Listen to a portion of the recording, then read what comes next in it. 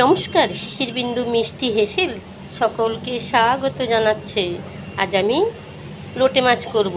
এখানে দেখুন লোটে মাছ আমি নুন মাখিয়ে রেখেছি, এই জলটা ফেলে দেবো। এখানে আছে পেঁয়াজ, রসুন, কাঁচা লঙ্কা, সামান্য উপকরণ, অসাধারণ খেতে। গোটা গোটা করব। চলুন তাহলে শুরু করি।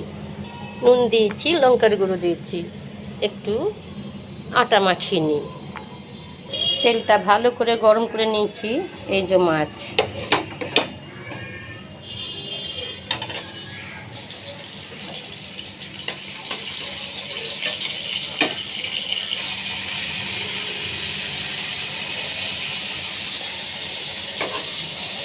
টমেটো দিয়ে পেস্ট করে নিয়েছি।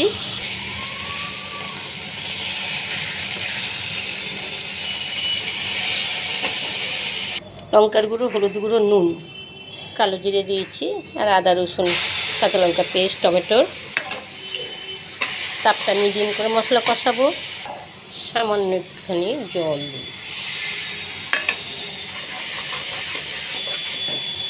মশলা কষানো হয়ে এসছে, এই যে মাছগুলো দিয়ে দেবো।